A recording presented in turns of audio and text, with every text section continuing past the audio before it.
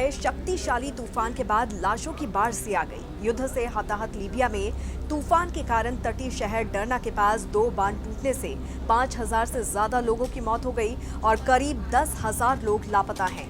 नमस्कार, आप देख रहे हैं जनभावना टाइम्स। आपके साथ मैं हूं अंकिता। उत्तरी अफ्रीकी देश लीबिया का ज्यादातर हिस्सा रेतीले मैदानों से घिरा हुआ है, लेकिन लीबिया में जब भी बारिश होती है तो साथ ही एक बड़ा तूफान लेकर आती है। हालांकि लीबिया में सालों की बारिश में कभी इतना बड़ा नुकसान नहीं हुआ, लेकिन इस बार की बारिश लीबिया की बर्बादी का सबब बन गई। बारिश के साथ विनाशकारी तूफान डेनियल के बाद आई बाढ़ ने लीबिया में तबाही मचा दी। तटीय शहर डरना के पास 2 बांध टूटने से आई बाढ़ के कारण अब तक करीब 5300 से ज्यादा लोगों की मौत हो चुकी है और 10,000 से ज्यादा लोग लापता हैं। एक रिपोर्ट के मुताबिक बाढ़ का कहर लीबिया के पूर्वी इलाके में सबसे ज्यादा देखने को मिल रहा है। बाढ़ की चपेट में आकर डरना शहर पूरी तरह से तबाह हो गया। पहले से ही समुद्री बाढ़ से ग्रस्त इलाकों में 2 बांध टूटने के बाद पानी का ऐसा सैलाब आया जिसमें हजारों लोग बह गए। 89,000 की आबादी वाले शहर की सड़कें बाढ़ के कारण बह गई और जो बची वो कीचड़ से पट गई। शहर का कम से कम 20% हिस्सा नष्ट हो गया। पूरे के पूरे मोहल्ले बह गए, गाड़ियां कबाड़ में बदल गई।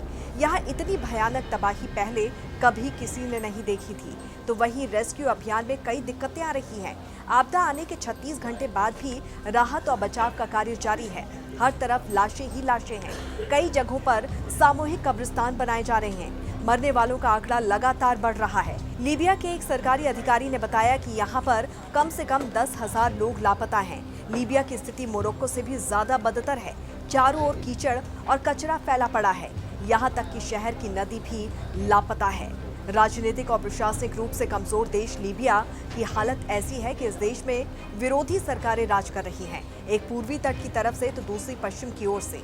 इस वजह से प्राकृतिक आपदा इस देश पर कहर बनकर बरसी। हालांकि अब बाहरी मदद डरना पहुंचनी शुरू हो चुकी है। तो वहीं लीबिया के सरकारी मौसम विभाग ने डेनियल तूफान की चेतावनी 72 घंटे पहले ही दे दी थी और लोगों को सुरक्षित स्थानों पर जाने के लिए भी कहा था, लेकिन किसी ने उनकी बात नहीं सुनी, जिसका नतीजा रहा ये भारी जनहानि। तो इस पर आपकी क्या राय है, जरूर बताइए। जुड़े रहिए जनभावना टाइम्स के साथ। नमस्कार।